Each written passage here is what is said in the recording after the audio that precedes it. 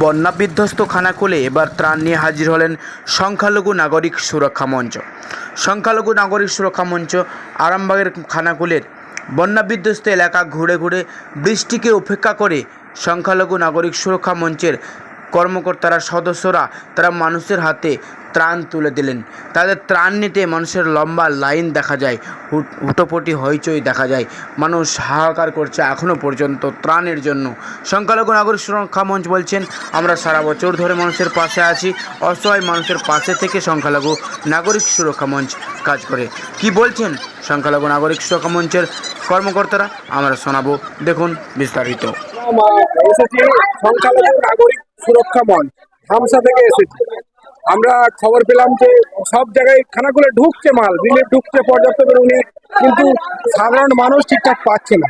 খবর পেলাম আমাদের অভিভাবক আছে, নওগাঁ মিশনের সম্পাদক সাইদ আকবর সাহেব, উনি বললেন যে এই জায়গাগুলো গেলে ভালো হয়। সেই হিসাবে আমরা এই জায়গাগুলো এলাম এবং প্রত্যন্ত এলাকায় সত্যি যে মানুষ পায়নি, এখন যে ক্ষুধার্ত আছে তার নমুনা নিশ্চয়ই আপনি দেখতে পাচ্ছেন। আমরা দেখতে পাচ্ছি কি বিভিন্ন সংগঠন তারা কিন্তু আসছেন, তারা মূলত ভেতরে রোডের সামনের দিকে দিয়ে চলে যাচ্ছে। আপনারা কিন্তু এই যে সব থেকে বেশি যেখানে বন্যায় ক্ষতিগ্রস্ত সেই জায়গায় এসে পৌঁছে এই মানুষের হাতে ত্রাণ পৌঁছে দিচ্ছেন, কতটা আনন্দিত আপনারা? না, কষ্ট খুব হচ্ছে, আনন্দ হয়নি। আমাদের কষ্ট হচ্ছে মানুষের আর্তনাদ দেখে। কেন আমরা যে আর্তনাদ দেখেছি মানুষ খেতে পাচ্ছে না, এই পানীয় জলের অভাবে, অনেকে দাদা বলছে পানীয় জলের অভাবে ভুগেছি, সেটা কিন্তু আমরা ওই কষ্ট কিন্তু হয়তো ভোগ করতে পারবো না, তবুও সামগ্রী দিয়ে কিছু ভাগাভাগি করে নিতে পারবো। আজকে আপনারা কোন কোন জায়গায় এই সামগ্রী দিয়েছে? আপনারা তো দেখেছেন ধাননগরী থেকে শুরু করে বন্দর, হ্যাঁ ওইদিকে হচ্ছে অনন্তনগর বা রাজহাটি, ওইদিকে হয়ে আমরা এই রামচন্দ্রপুরে এসে উপস্থিত হয়েছি এবং আমরা আরো জায়গা যাবো যদি পর্যাপ্ত আরো মাল থাকে। প্রায় 500-500 উপরে মাল এনেছি, যা রিলিফ আছে আমাদের। এক একটা পরিবার যদি খায় 2-3 দিন ধরে খাবে ইনশাল্লাহ। তো আপনাদের সংগঠনের নাম একটু বলবেন, আর কত সালে স্থাপিত? 2019 সালে স্থাপিত আমাদের সংখ্যালঘু নাগরিক সুরক্ষা মঞ্চ। আরে যে কথাটা না বললেই নয়, যে কথাটা আমাকে বলতেই হয়। আমার যে সংখ্যালঘু সদস্যরা আছে এই দুর্যোগে দেখুন কিভাবে তারা কাজ করছে, আর যারা সাহায্য পাঠিয়ে তারা হয়তো এইভাবে কাজ করতে পারছে না, তারা আর্থিক সহায়তা পাঠিয়েছে আমাদেরকে। এবং নাম না বললেই নয়, আমাদের আছে মির্জা কালিমুল্লাহ আছে, তিনি আমাদেরকে চাল তেল এইসব দিয়ে সাহায্য করেছে।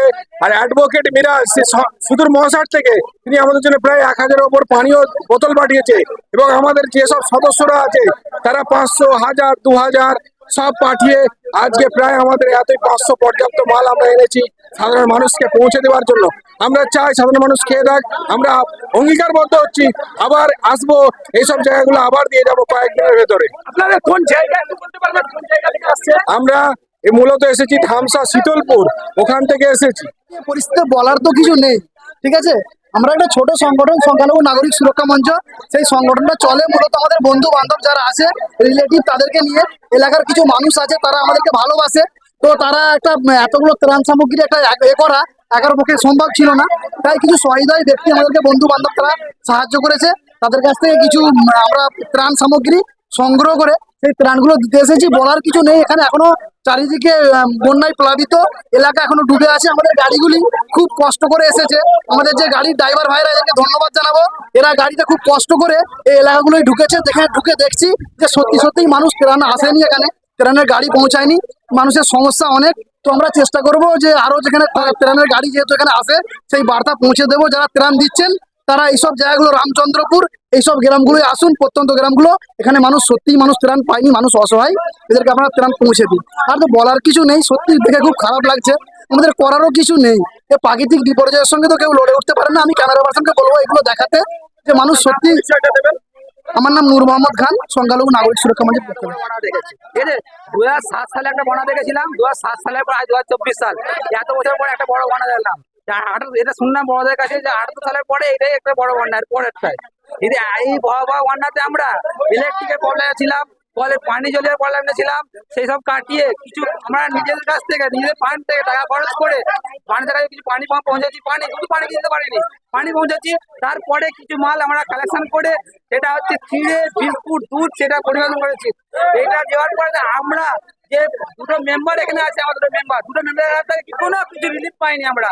আমরা অক্লান্ত পরিশ্রমের পর চেষ্টা করে ভিডিও বানাকে গিয়ে আবেদন করতে কাল থেকে শুধুমাত্র তিরপল করে বিতরণ করেছে, আর কোনো রিলিফ আজ পর্যন্ত বিতরণ হয়নি। বন্যায় কদিন